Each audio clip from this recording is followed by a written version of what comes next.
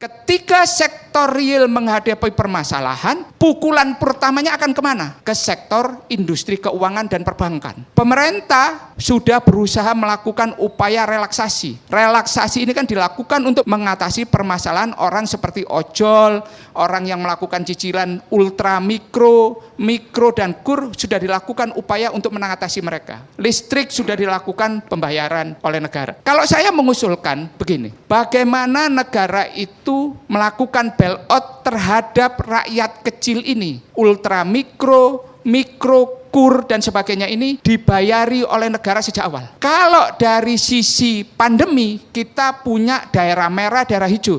Tapi kalau sisi ekonomi seluruh dunia ini gambarnya adalah merah karena aktivitas sektor produksi terhenti. Permintaan menjadi sangat terbatas. Di saat yang sama pemerintah harus memanfaatkan apa yang diberikan oleh ruang secara ketatanegaraan. Aturan-aturan yang ada di Undang-Undang Nomor 17 tahun 2003 mengenai keuangan negara, di mana prinsip-prinsip dasar penyusunan APBN itu dibuat, itu mempunyai keterbatasan ruang. Pertama adalah ruang defisit. Pada situasi seperti ini, pemerintah bisa menggenjot sektor penerimaan dari pajak, tapi nanti rakyatnya yang menjerit. Maka pemerintah melakukan relaksasi dalam bentuk stimulus fiskal. Berikutnya adalah dari mana negara ini akan memberikan stimulus-stimulus yang lain. Pemerintah sudah mengumumkan 405,1 triliun, 75 untuk penguatan kesehatan, untuk UMKM, dan 105 untuk perbaikan ekonomi, 70 adalah dalam bentuk stimulus fiskal. Apakah cukup ini? Kita lihat dulu berapa volume ekonomi kita dan berapa total kredit secara keseluruhan. Bagaimana kemudian negara bisa hadir pada situasi ini? Kalau kemudian ingin mencari jalan keluar, kita harus belajar dari krisis kita tahun 98. Tanpa pernah kita perkirakan sejak awal, di saat volume PDB kita 1.500 triliun, kita membailout utang itu 600 triliun, hampir 40% kita gunakan untuk melakukan bailout pada saat itu. Sekarang di saat PDB kita 16.820 triliun, akan kemana kita melakukan arah perbaikan ini? Kalau kita tidak melakukan upaya recovery sejak awal dan membuat desain kita bagaimana keluar dari pandemi COVID ini, maka kita akan mempunyai kurva yang dalam dan bentuknya bukan V, tapi bentuknya U. Disinilah kita harus kemudian berpikir jernih. Kemana negara mencari uang?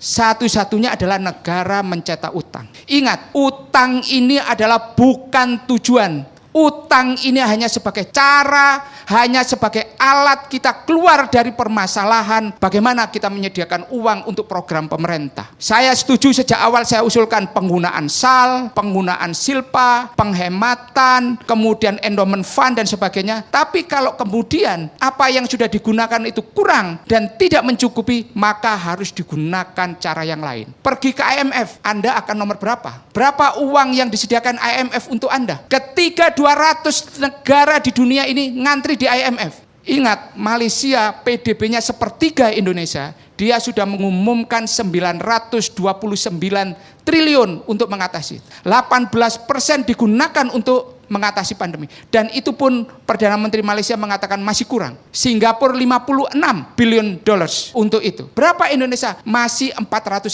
dan itu masih 2,7% dari PDB kita. Tapi ingat, kita volume usaha kita, kredit yang mengucur saat ini di sektor real itu sekitar 6.000 triliun. Kalau 6.000 triliun itu ukurannya yang macet 50% dan di restructuring 50% ini, itu sudah sekitar 3.000 triliun. Belum lagi dana yang kita siapkan untuk membuat mereka bangkit dari usahanya. Kalau kita tidak melakukan ini, negara tidak akan pernah bisa membuat kurva V ini cepat melejit dan kembali. Yang utama Bang Karni, negara berutang, tapi utang itu dipertanggungjawabkan untuk membailout rakyat kecil yang utama. Siapa yang terpapar pertama, pelampungnya negara itu dilemparkan untuk mereka dan menolong mereka. Bagaimana implementasi kebijakan sejak awal itu berpihak kepada rakyat kecil. Kalau tidak, maka yang ada adalah tragedi kemanusiaan. Saya sampaikan bahwa semua negara melakukan quantitative easing. Negara, pemerintah dari sisi kebijakan fiskal menerbitkan surat utang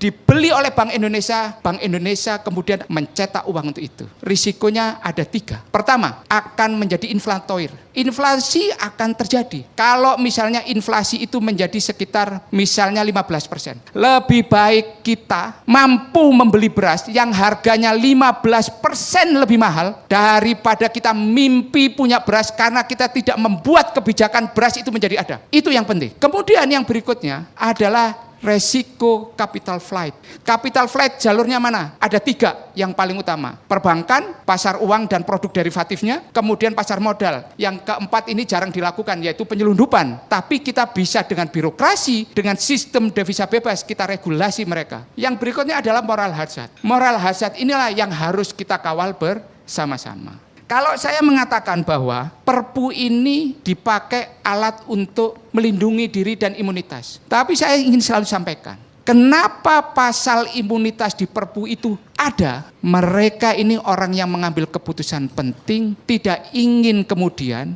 setelah mereka pensiun dikejar-kejar oleh hukum. Ada trauma-trauma institusional, ada trauma-trauma personal terhadap para pengambil kebijakan ini. Krisis 2008 pada saat terjadi bailout terhadap Bank Senturi, Bank Indonesia kehilangan kewenangan pengawasan perbankan dan ini sangat menyakitkan secara institusional. Saya ingin menyampaikan apa? Kita harus menyadari bahwa pada situasi seperti ini para pengambil kebijakan juga harus diberikan confident bahwa mereka sepanjang dalam koridor itikat baik mereka tidak bisa dipidana. Saya ingin nambahkan begini Bang Karni. Situasi saat ini kalau kita ingin memberikan stimulus itu tidak boleh bersifat diskriminatif. Dan jangan kemudian itu bersifat parsial. Negara menerbitkan surat utang, ditangkap oleh BI. Dan ingat, tujuan Bank Indonesia itu didirikan